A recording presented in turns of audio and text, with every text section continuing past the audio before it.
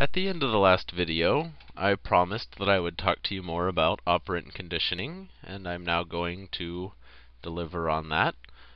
We'll start over with operant. Oh good, it's drawing better. Operant conditioning. I really want to show the difference between these two types of conditioning, because I think it sort of blurs in your mind. Classical is very, very simple. It's, just I hear this, so I'm going to do that. But operant is a little bit more involved. So let's see. We had a mouse in a box, right? I'll draw that again. So there's the little scribbly mouse, and he had a button to press. So if we give him food every single time he presses the box, then that's a very reliable reinforcement schedule. All right, schedule. Schedule. Yeah, I did that. So there's different types of reinforcement schedules. Another one might be that if you have to wait 10 minutes. You have to wait 10 minutes, and then you'll give him another treat. Regardless of how often he presses the button, well, let's say he has to wait 10 minutes before hitting the button will work again, I think is the most accurate way. So that is a time-dependent reinforcement. Time-dependent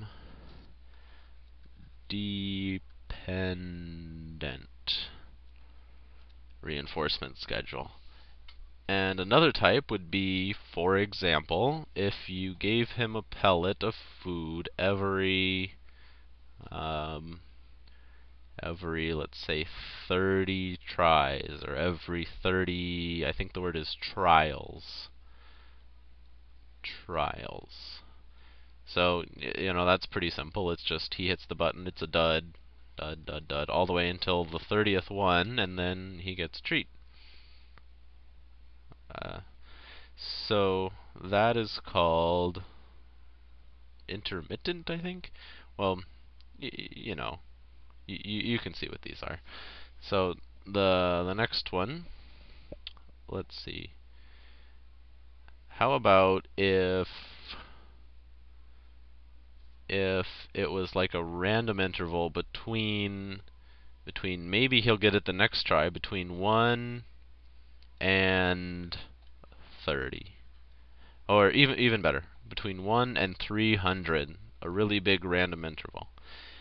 This one is, I think, the most interesting. Between 1 and 300 trials is, think about it from the mouse's point of view. Is he going to hit it? What's he going to do? At first, he might just hit it. Well, if he might get discouraged if it's as high as 300, he might just give up on it and not think that it's going to give it to him.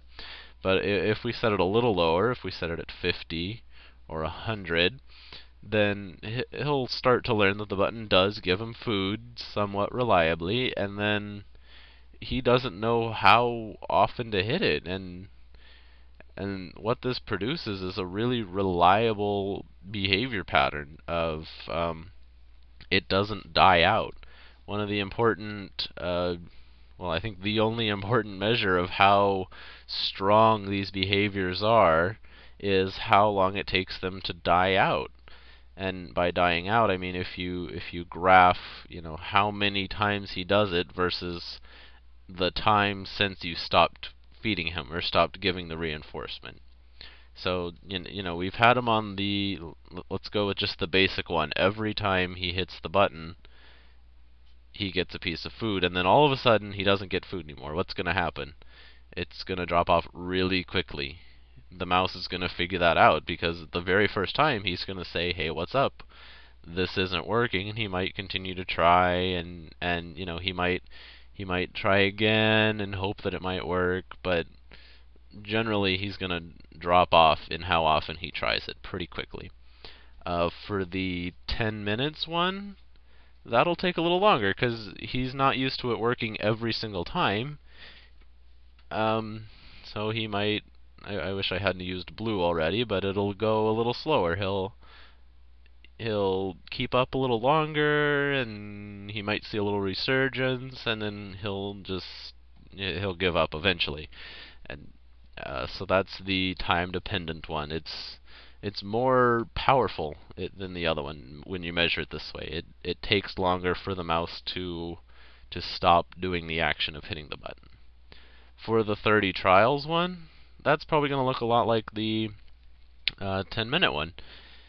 Because, again, he's not used to it every time. He's going to take a while to figure it out. He's going to try again. And eventually it will, this is the extinguish. It'll just, he won't even try. But this one, the 1 to 300 chance, or the random reinforcement, whatever you want to call it, this is a lot more powerful because he'll say, he'll be thinking, oh, I might still get it. I might still get a treat. I'm not really getting it, but I should keep trying, and yeah, I give up now.